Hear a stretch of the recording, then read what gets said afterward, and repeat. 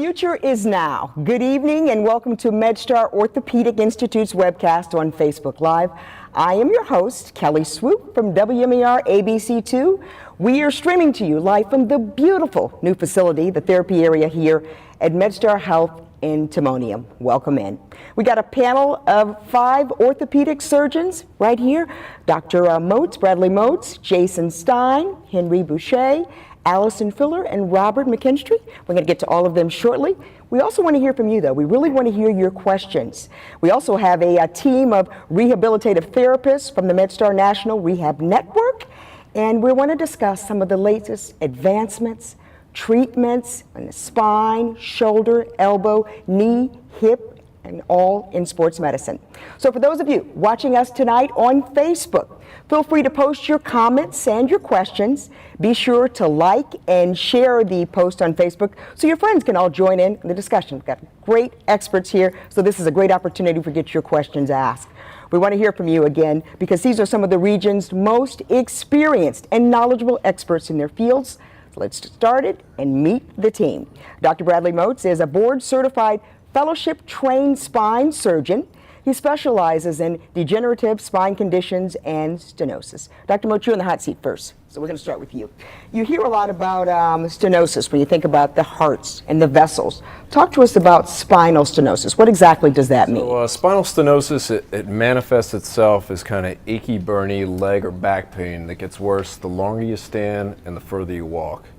And patients find relief if they sit down or if they bend forward, because what's happening there is that it's essentially a vascular issue. There's bone spurs, ligaments that have grown with time, herniated discs as well that could contribute, all pushing on these nerves. So by patients bending forward, it's actually opening up the canal more, giving those nerves more room to breathe.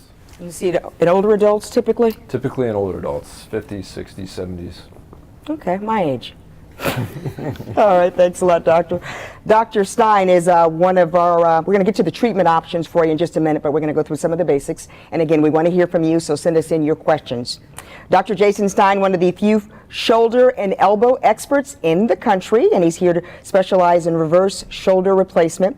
He treats the spectrum of shoulder and elbow conditions, recently recognized by the Ravens for his expertise. Dr. Henry Boucher has nearly 20 years of primary revision and partial knee replacement, hip replacement, and hip resurfacing, and was the first surgeon in the state to use the robotic arm-assisted technology to perform a total knee replacement.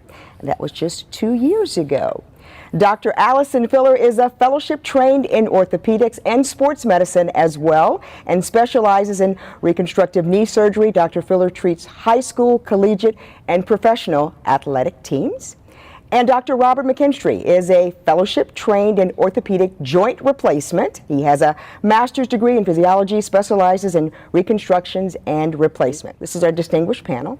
You know, we want to hear from you. Again, we want those questions and you'd like to post it and share it.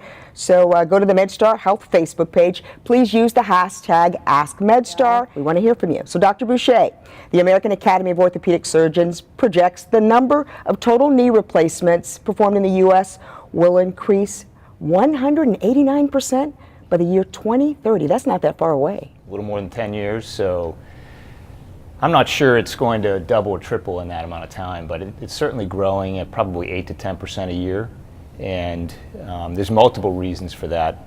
The most commonly cited is the baby boomer age group that are coming on. So needless to say, we're trying to prepare for an increase in volume with knee and hip replacement surgeries. And one of the reasons, or one of the ways MedStar has done that is a beautiful facility such as this.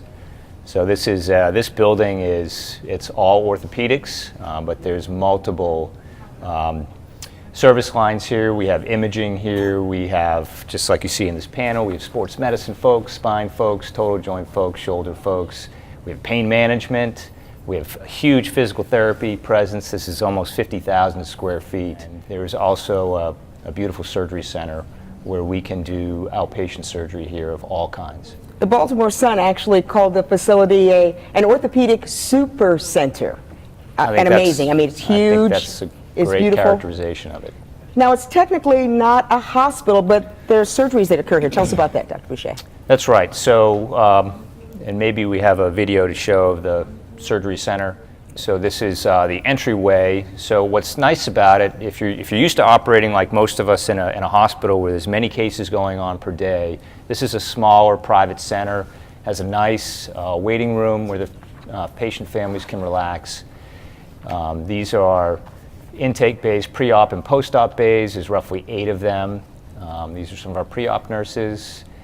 Usually there's patients in here. We do almost 350 cases a month at this site, and of all different orthopedic kinds, including big cases like joint replacement and spine surgery. It is approved for a 23-hour stay should we need it. I don't think we've used it in almost a year and a half since we've been open. Our ORs are, we have 2 ORs here. They're large. They have all the latest equipment. They accommodate really any case that's suitable for an outpatient surgery.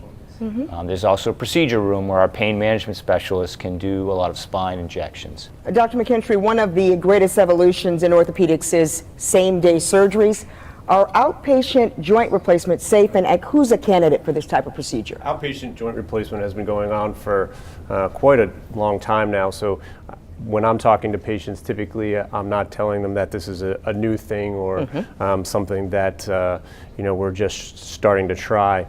There's good data that shows that outpatient procedures, doing a total knee or a hip and going home the same day is a safe thing. We've been doing it for quite some time now.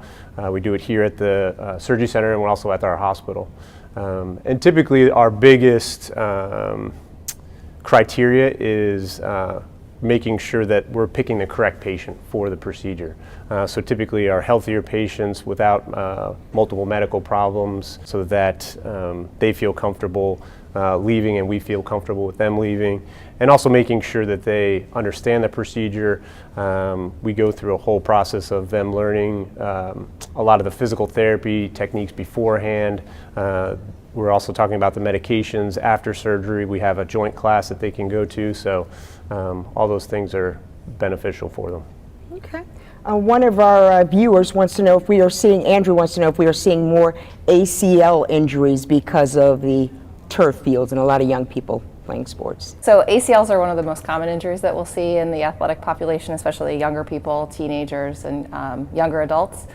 There's certainly an increased incidence in patients that play on turf, but you can get the injury pretty much in any kind of athletic capacity on any type of field. Cynthia Woodlawn, a huge fan of MedStar. She's going to be doing a knee replacement in June. She wants to know what's the risk if you have a BMI over 40 and why the change in recommendations. Yeah, that's kind of in what I'm doing.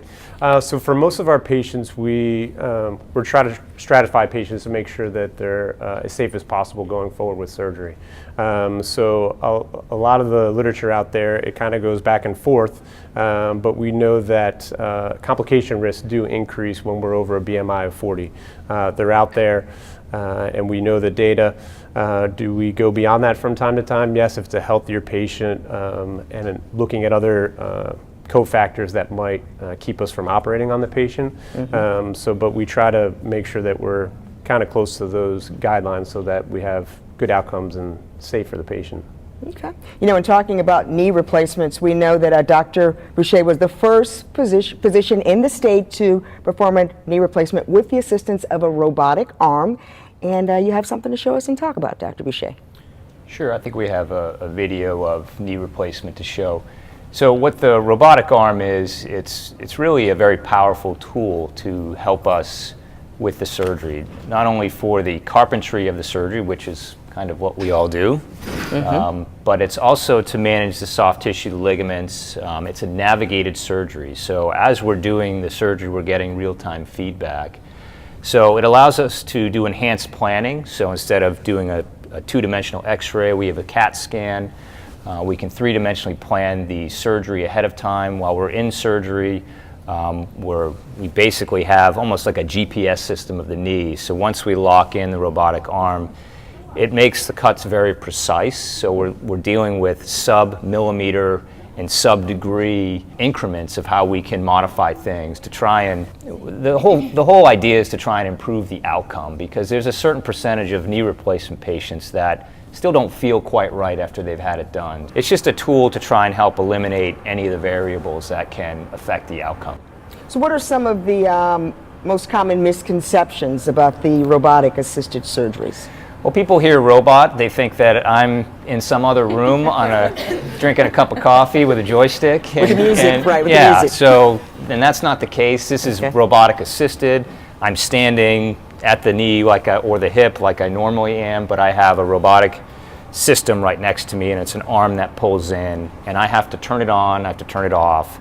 It will shut off if I try to do something that is out of the field we had planned. So it does enhance the safety of the surgery as well, and that's been shown in multiple studies. So do they help you keep track with the results? So you can record what you get, but there's so many things that go into the outcome of a knee replacement, say. So we at MedStar have committed to a service called Obaird, which is an outcomes measures, and a lot of us sitting here use it. And basically it's questionnaires, so it's a little bit annoying because patients have to answer more questions when they come in, but it's really about tracking outcomes. So they're short questionnaires, but they're very helpful for us to track patients over time. So we do track our results. We have thousands of patients in this database so that we can tell how our scores are doing.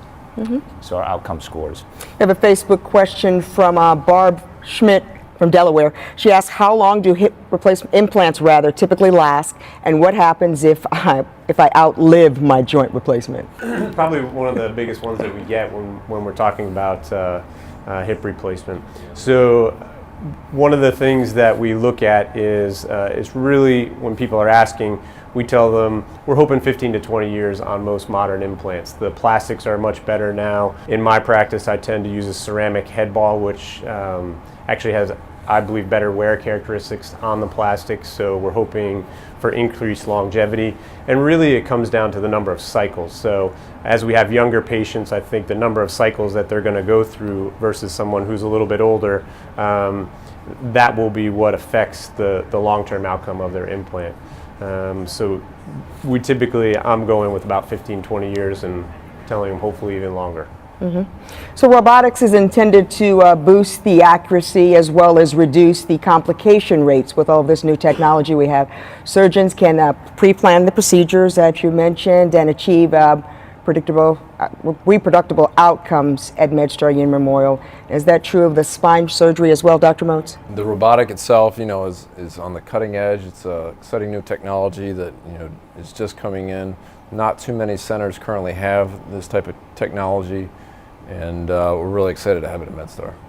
Now, when you talk about robotics and using that technology, do you still need therapy? Has that changed at all? Definitely need therapy. I like to utilize therapy with my fusion patients typically about 3 months after their surgery. And I'm a big proponent of therapy to try to get patients to avoid surgery in the first place. So I believe we're on the therapy floor right now, and very, very amazing therapy technology area here. We have Steve France now. He is the clinical director with MedStar Orthopedics, and he's going to show us around. Hi Kelly, I'm at the Alter G, also known as the anti-gravity treadmill. This is a special treadmill with an air bladder built in, so we can literally fill it up with air and unweight the person up to about 80% of their body weight. So this is really effective for people who've had surgery, had an injury, or even runners, healthy runners who want to get back to activity sooner. When people have an injury, surgery, they can't walk, full weight bearing, so we can get them walking much sooner. And even healthier runners who don't want to do the pounding on their joints, they can actually work their aerobic conditioning using this device. It's pretty cool, huh? She was moving at a pretty good pace too, huh? All right. We want to take this time to congratulate Dr. Stein, MedStar Union Memorial Hospital being named as one of the nation's top 10 shoulder replacement hospitals in the U.S. again. So Dr. Stein, talk to us about now what's trending in shoulder surgery. Sure. So in shoulder surgery, I think what we've been trying to really focus on here is outpatient shoulder replacement surgery. There's two main types of shoulder replacements. There's a conventional shoulder replacement, which is for patients that have typical osteoarthritis and their rotator cuff or the muscles around their shoulder are in good shape. And then there's something called the reverse shoulder replacement, which is for patients that have either just a muscular problem or both a muscular and arthritic problem around their shoulder. And we've been very successful here doing these patients as outpatients very safely. They actually can do home therapy and do the exercises on their own. What you're seeing there is an example of not just a regular reverse shoulder replacement, but a custom reverse shoulder replacement, which was made for a patient where we had to do a revision, and we were actually able to do that revision here as an outpatient. The patient did great, went home the same day, was able to do all of his exercises on his own, and is very happy now. He's about a year out from his surgery. Are we seeing more patients dealing with this, and are we typically talking about athletes or? So it's very interesting. Shoulder arthritis kind of happens to everybody. Okay. It's random. It's definitely less common though than hip and knee arthritis. So there's going to be a lot more patients seeing my partners over here for arthritis than there is for us, probably because we don't weight bear on our arms. The other thing too is when patients present, they tend to present a lot later in their disease because it doesn't affect them as much in the earlier sort of days of the arthritis. And this is just a video of us working on a shoulder replacement. Most patients that show up with shoulder pain don't actually have arthritis. They have a rotator cuff problem or some other soft tissue issue that's going on with their shoulder. And therapy plays a big part in most of those patients. We can avoid surgery. You know, something that people probably don't think about, Dr. Stein, is if you decide to have the outpatient shoulder replacement surgery, what do you need to do to make that home ready for you when you come home so you can recover at home? Patients, especially if they live alone, are sort of wondering how am I going to cook for myself.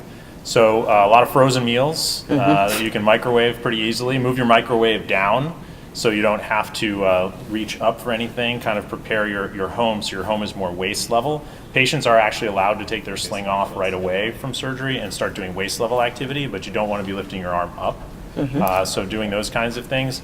A lounge chair is very comfortable for sleeping, more comfortable than getting into a bed. It's safe to get into bed, but most patients are more comfortable in that. And probably especially for the first few days after surgery, doing things on the first floor. Not having to go up and down the stairs a lot. And then, of course, anytime you're having an outpatient surgery, you should have someone with you for the first 24 hours after surgery. And I know everything is on a case-by-case basis, but typical recovery time? So for both types of shoulder replacements, typically your recovery is about 3 months. But the advantage of shoulder replacements over my lower extremity friends is that you can walk on your legs right away after surgery. So you're walking around with a sling. But the recovery for a shoulder replacement is typically much faster than for a rotator cuff repair. Rotator cuff repair takes 6 to 12 months to recover from. Shoulder replacement is going to take more like 3 to 6 months. And there's a lot less pain associated with the shoulder replacement than there is with something like a rotator cuff repair, which most patients are familiar with because there's so many more rotator cuff repairs done in this country a year than there are replacements. Okay, all right, so no matter if it is a surgery for your shoulder, your hip, your knee replacement, you're going to have some type of pain management. So let's talk now to Tony Viglione, who treats the patients here in terms of dealing with pain management. And he's going to talk to us about needing pain management and how you can do a procedure that kind of looks like acupuncture, but it's not quite. Tony, is that right? So the muscle's made up of a bunch of different fibers. Part of the muscle fiber is stuck in a closed position, basically. And so we're putting this solid filament needle in there to basically try to reset the muscle. And that could be caused by trauma from surgery, from injury, from overstress. So we're using that needle to basically try to reset the muscle. So basically what we try to do is we try to locate the trigger point along the muscle. We find the trigger point, and then we basically stick it in that muscle and try to get it, we look for a little twitch response. It's basically that muscle resetting itself. We kind of move it around. Sometimes therapists will use e-stim with this to try to also stimulate the muscle. And again, it's used to try to reset those muscles, because if the muscle isn't firing properly, then you have weakness in the muscle, the joints aren't working properly. So it's used for a lot of things. It can be used after surgery, it can be used after injury, it can just be used for pain management as well. So that's basically what we do. Thanks, Kelly. All right, thanks a lot, Tony, showing us what a dry needling looks like. And, you know, a lot of people concerned about the opioid epidemic, the crisis, so looking for alternative pain management is definitely something that is an option for people. Next to Tony, we have Pat Miller, and Pat's going to talk with us about blood flow restriction and why this is such a hot topic in physical therapy today. Do we have Pat ready for us? In the outpatient orthopedic environment, we aren't able to always load the tissue to high levels, especially people with an excessive amount of pain, among other things. So one of the tools we have here in the outpatient orthopedic environment in our clinic is something called blood flow restriction therapy.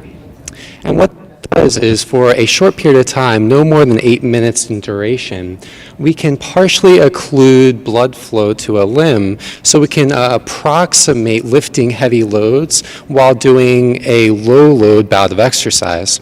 So what we're going to be demonstrating here is just a simple exercise where Meg is going to be extending her leg up and down something called a short arc quad with her limb partially occluded to 80% arterial inflow.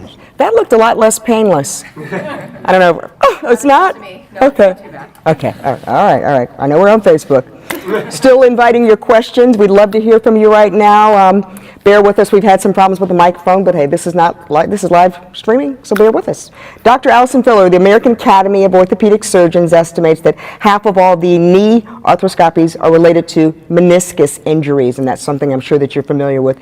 Can these therapies be applied to meniscus treatment? With a tear in the meniscus, there are a variety of treatment options that are available. You know, I see patients across the board, young patients, older patients, so it doesn't really matter what your age group is. Meniscus injury is definitely one of the most common things we'll see in sports medicine. So certainly the opportunity to participate in physical therapy prior to considering surgery is an option. So whether or not the dry needling, the blood flow restriction, PT in general can certainly be beneficial for patients who are both interested in proceeding with surgery and who would like to avoid it. And you typically think about athletes definitely coming in and getting that treatment because that's so critical for their sports. But what if you leave a meniscus tear to try to heal on its own? Sure. So I actually brought a model so I can show everybody at home what the meniscus actually looks like. So I don't know if we can actually zoom in on this or not. So this is a model of a right knee. The meniscus are these little C-shaped cushions that sit here on the inside of the knee, of one on the inside and one on the outside. The blood flow for the meniscus comes from the outside, out here on the periphery, in toward the center of the knee.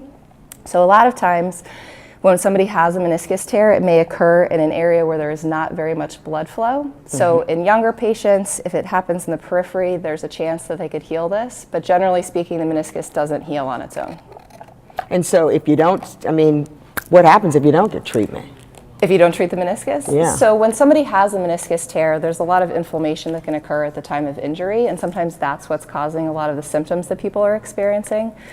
Common meniscus symptoms that people are going to have are swelling, pain. They may experience mechanical symptoms such as clicking, catching, locking, a sensation of instability when they're up and walking around or if they're twisting. The mechanical symptoms are a little bit less likely to go away without surgery, so we'll counsel patients and try to listen to what their perspective is on how they're experiencing their meniscus tear. If it's something where they're like, listen, it doesn't bother me at all, by all means I would tell them, leave it alone, we can try to treat this conservatively. If they're having those mechanical symptoms, something like a knee arthroscopy, which we do upstairs, and is actually one of the most common procedures performed in orthopedics, is a relatively straightforward procedure to be able to help patients deal with that. Okay. Got a Facebook question. Cynthia wanting to know, are we seeing more sports injuries in female athletes, like maybe ACL? Okay, so that's a lot of questions in one. Okay, we can share. Sure, no problem. So there are certain injuries that are more common in men versus in women in sports and with knee injuries. ACL injuries, you know, we always talk about them being more common in females, whether or not it has to do with how we're built, kind of how our muscles develop and what kind of strength protocols we're doing beforehand. So certainly there's an increased incidence. It's greater in females than in males. What was the second part of her question? Make sure I get everything that she asked. The ACL that you mentioned, but are other injuries too that are requiring surgery and physical therapy as far as women are concerned? As you can tell from the knee model, there are multiple different structures that can be injured in the knee that may require surgery. Things that we'll see most commonly are, bone bruising. We'll see meniscus pathology. We can see injury to the articular surface on the inside of the knee. There are a lot of ligaments that help support the knee as well. Some of those do require surgery, and some of them we can treat non-operatively. It just depends on what's injured and how many other things are injured at the same time. Mm-hmm.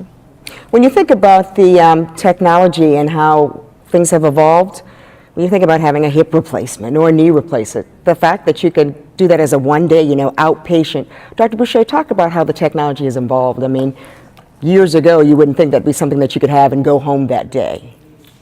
Well, the protocols have really changed the most. So, the implants have been enhanced over the years. The bearings are improved, the materials are improved. But basically, we're still putting implants into the bone if we're talking about a hip. So the bone has to heal to that. But the way we put them in and the way they're shaped now, they match the patient's anatomy better than they did when they first came out 30, 40 years ago. So we can allow patients to weight bear as tolerated, and it's very helpful for patients from a health standpoint as well as a confidence standpoint, is to get them up and weight bearing right away.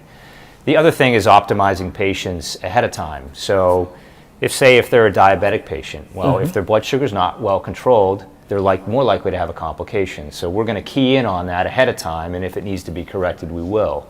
So we have a lot of data to support the protocols we use for patients to leave the hospital sooner. And it wasn't that long ago when patients stayed a week for this surgery. But now it's with enhancement of the protocols, and patient education and family education are a big part of it. We're able to have patients go home comfortably. And when you ask them, when you see them back, if they were happy to do that, the vast majority say yes. They might have been a little scared to do it, but most are not. And they say, I was glad I did it that way. I really wanted to be in my own home. I didn't want to be in the hospital and listen to buzzers go off and be hooked up to IVs. So just like Dr. McKinstry said, there is a safety to that surgery for the right patients. Does it depend on the candidate? Well, of course, it depends on what their medical problems are, their motivation. Sometimes there's insurance, so like Medicare patients, there is a barrier to them. Now, for a total knee, they can have that done outpatient from a hospital, but not from a freestanding facility such as we're in now. Okay. So, but for the patients who are not Medicare, they have that option provided that they, fit into the protocol. We're getting a question coming in from Facebook. They're really going to sell me on this needling.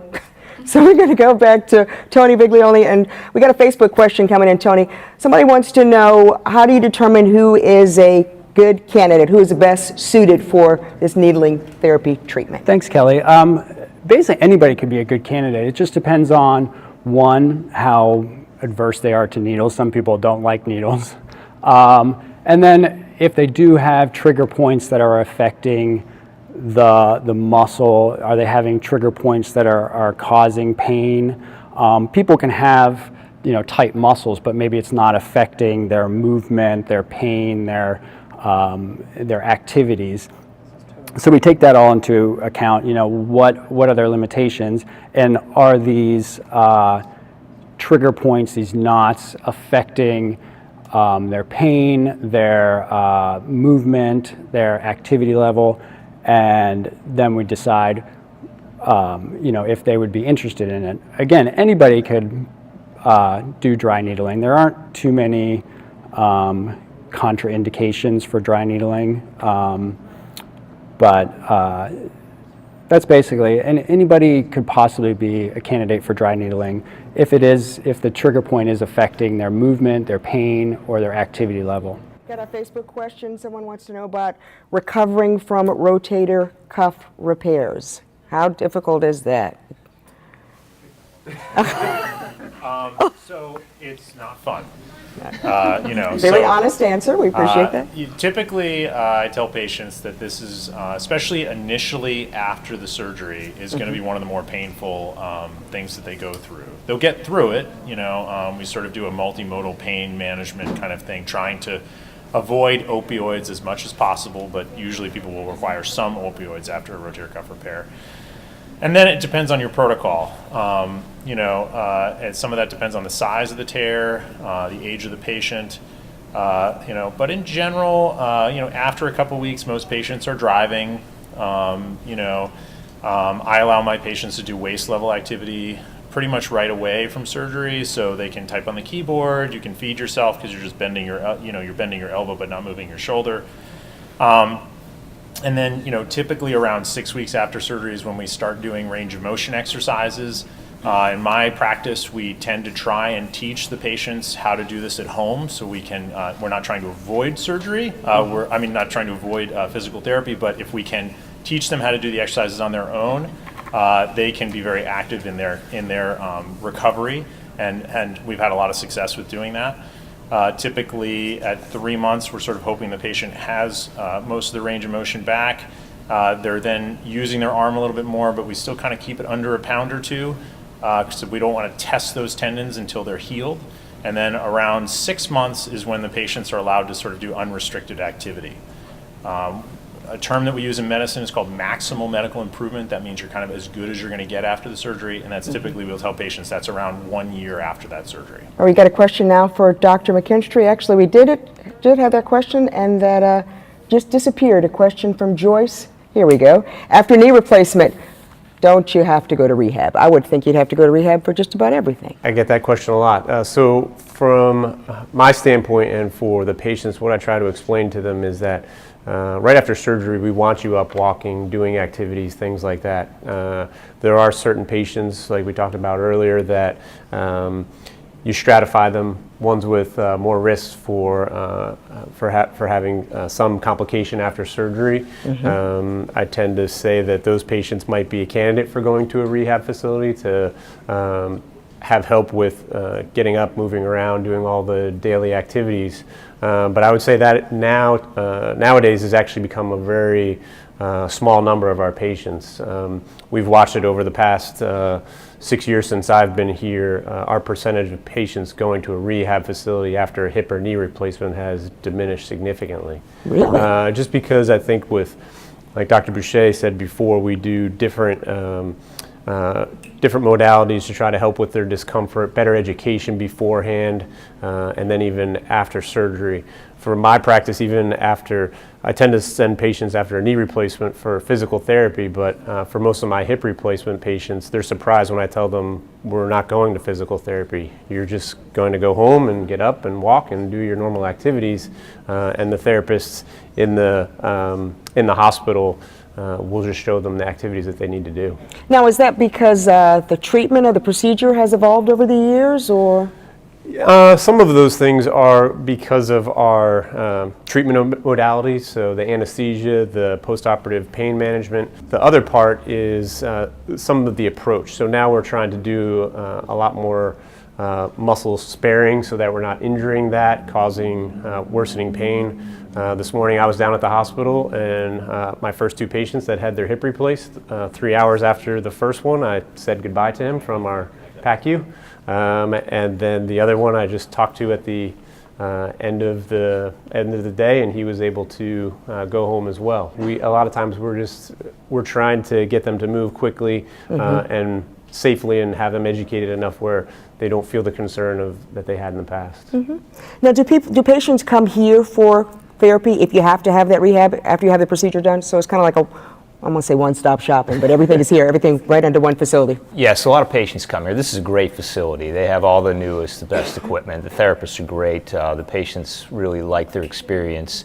But I'll echo some of what Dr. McKinstry said. A lot of the education is being done beforehand. So instead of shifting to very heavy therapy after surgery, some of it is done beforehand. So even though a lot of our hips aren't doing formal therapy, and sometimes they do it later, but not right away, they're getting their therapy ahead of time. So same with the knees, you really want the patients prepared of what they're going to be doing. Knee replacements we still use a lot of therapy for that. It's more labor intensive of a recovery than a hip replacement is. So we use therapy a lot, and they have great equipment like the Ultra-G that you saw earlier. The patients love that. Dr. Stein, a question from Facebook. How do patients feel going home the same day? Is that for shoulder arthritis, I'm assuming? I mean, for shoulder replacement. So the interesting thing, we actually have a video of one of my first patient that we did an outpatient total shoulder on. Here she is. And this is me getting ready to send her home.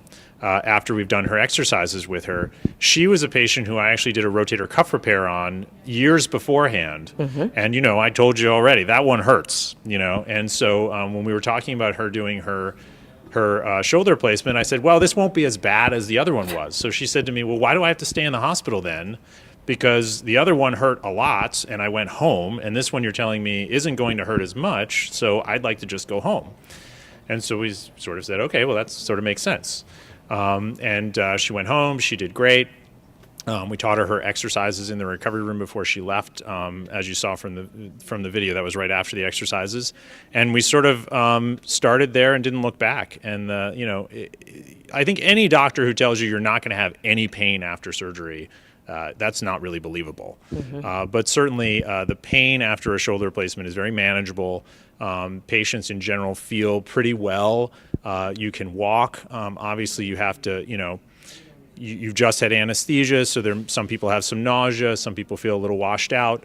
But we really try and keep things light from our anesthetic standpoint. Our anesthesia colleagues are very used to this now. We've been doing this for over 2 years, so we really go very light on the anesthesia.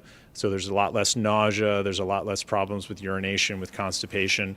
And the patients have just been very happy. I've actually had quite a few patients where we did one shoulder as an inpatient overnight, and then we did the other shoulder as an outpatient later on.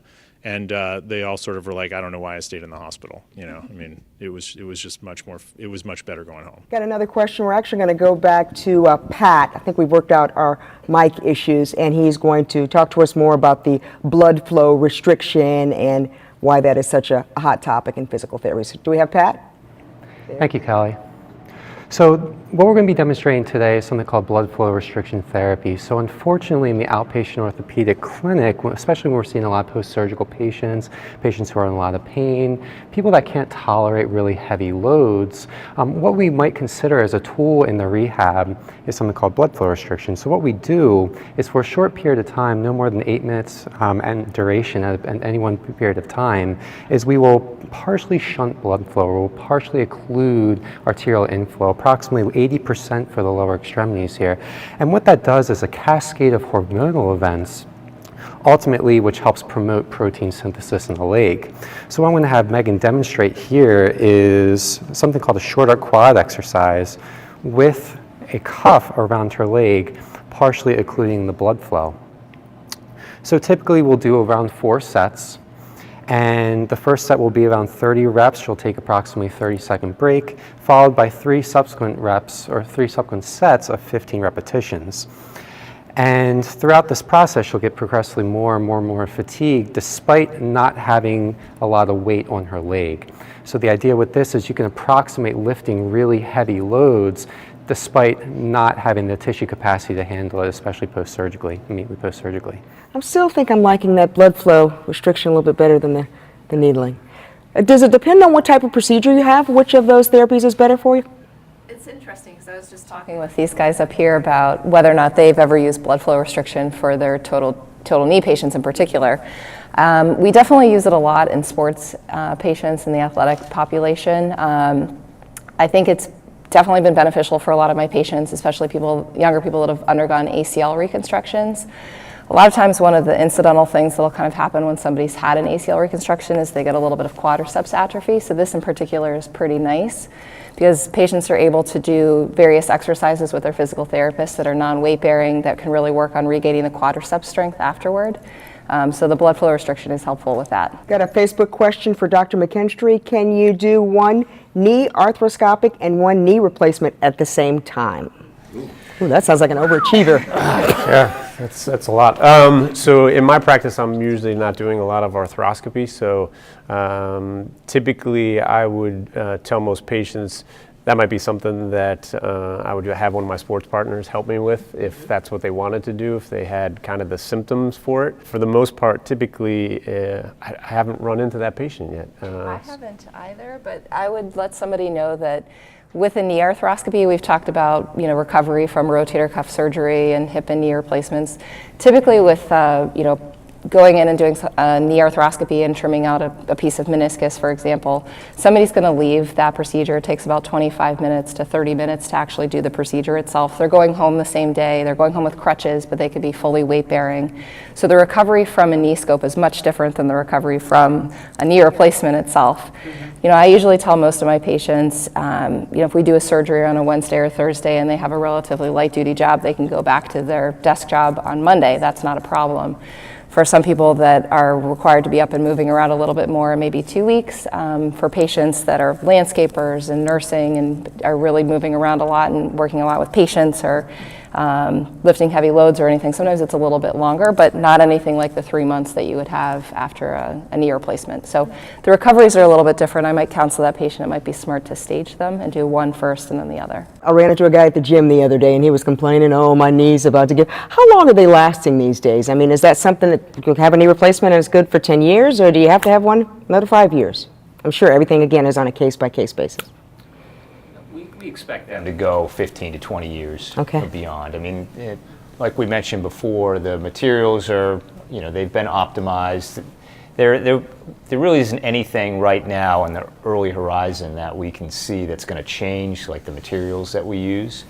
So it is about cycles, like Dr. McKinstry said earlier. So if you're a patient that wants to run on their knee replacement, and I don't think there's many that want to do that, but some do and probably will. So I think most surgeons will discourage that. I think for me, I want the patient to be happy. I want them to do what they're able to do, but they have to understand that the harder they push it, with a high impact activity like running, they can wear it out sooner. So if you're someone who's active and you exercise and you work out, what can you do after you have that knee replacement? So anything low impact to your heart's content. So you can walk, you can hike, you can bike, you can swim, you can get on a stair climber or an elliptical machine. You can do light weights. I know some of my patients are running on them, but I can't condone that.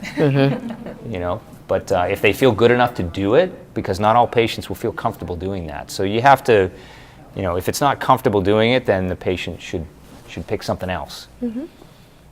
And again, folks, watching our live stream on Facebook, we'd love to hear from you, your questions coming in. We have a panel of excellent experts here taking your questions, and this is a very, very rare opportunity that you have all these experts in one place at one time. So please send us your questions. Actually, now they're telling me the audience here now. We can ask you guys to ask questions as well. So does anyone in the audience have a question they'd like answered? How does that also apply to a hip replacement? Is it the same thing? But I would tell you that more hip replacement patients probably feel comfortable with that higher level of activity than knee replacements, because it's a ball and socket joint where the knee has like 6 planes of motion. It's bending, straightening, twisting, sliding.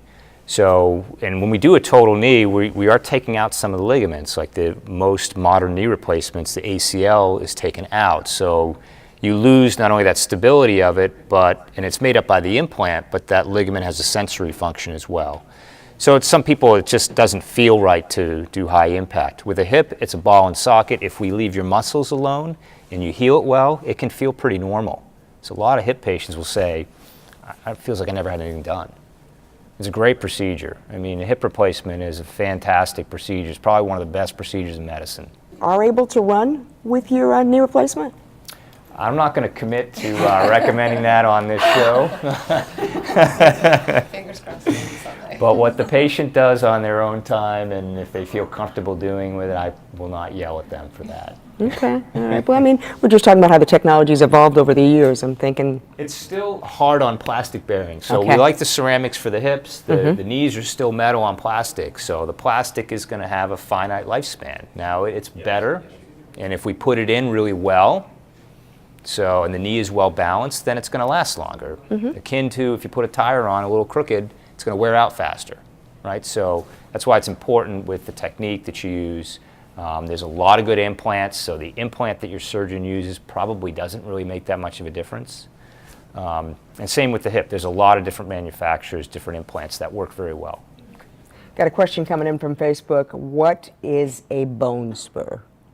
I think Dr. Moch? So in the spine, a bone spur is typically a reactive process from an arthritic joint. So the body reacts by forming more bone, which kind of creates a projection of bone, which we call a bone spur. So it can occur in the knee, in the hip, in the spine, any joint with arthritis.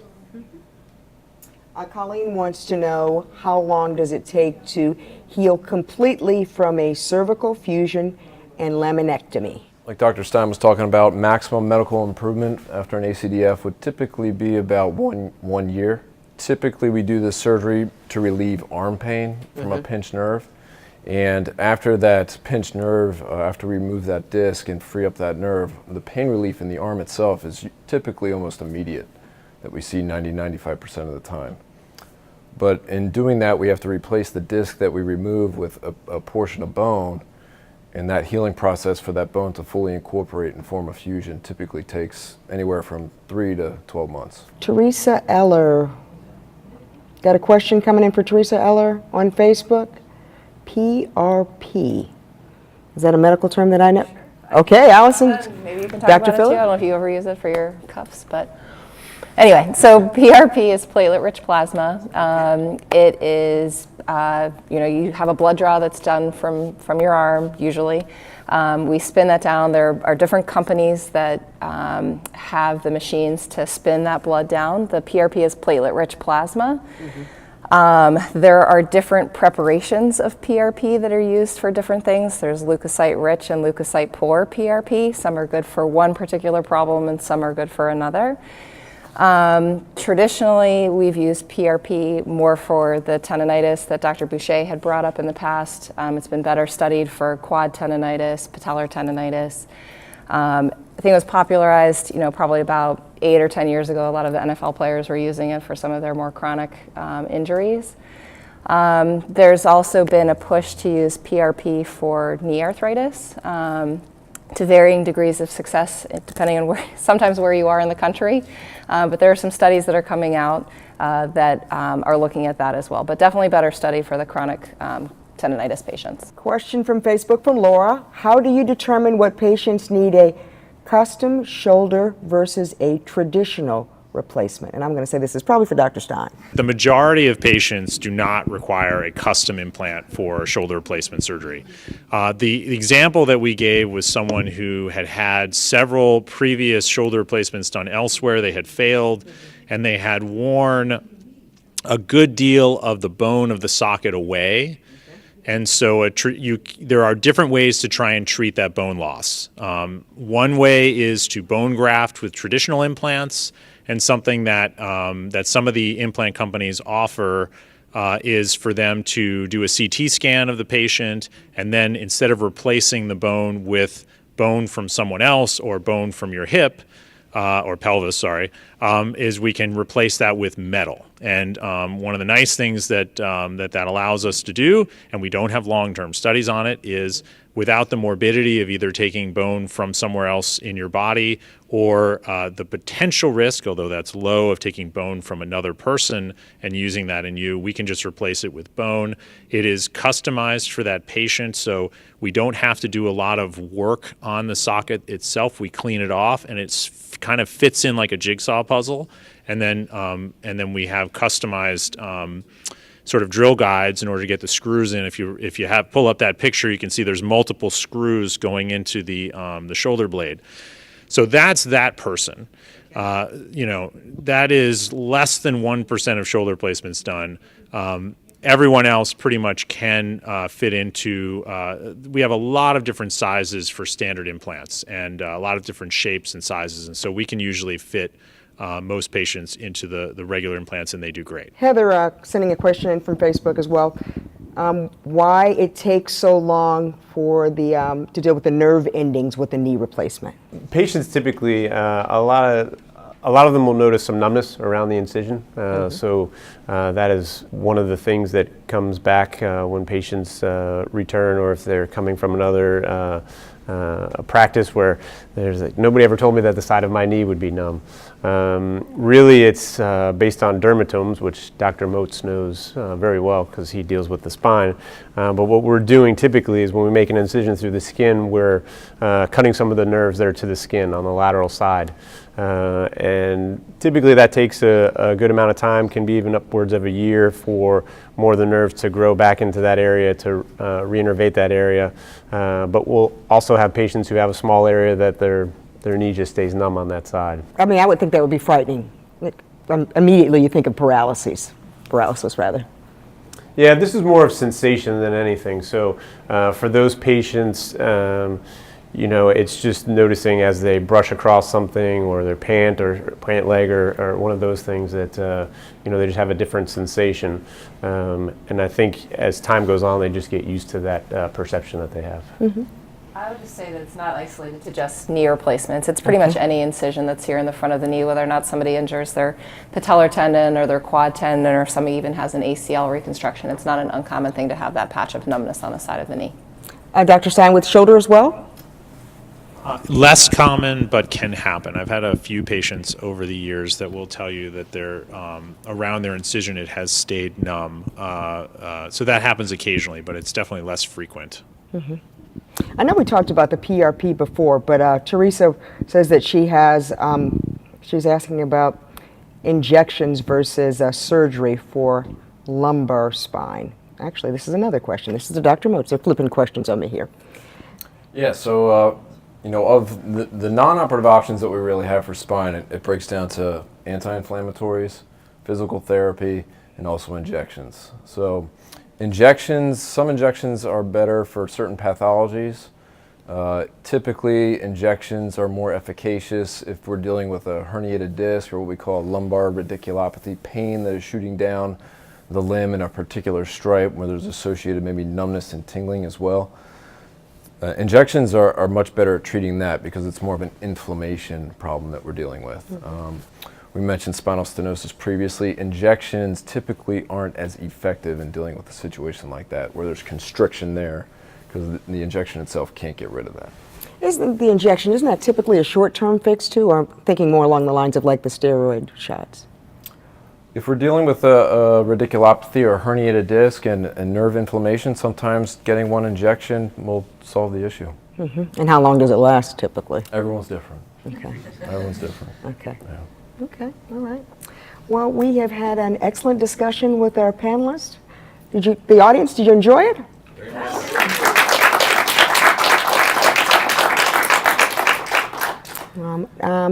Bradley Motes, Jason Stein, Henry Boucher, Allison Filler, and Robert McKinstry, thank you very much for your expertise. But there's somebody even more important who would like to thank you for your expertise. I would like to introduce Brad Chambers, the president of MedStar Good Samaritan Union Memorial Hospital, senior vice president of MedStar Health, and he is the executive sponsor of MedStar Orthopedics. Very, very long title.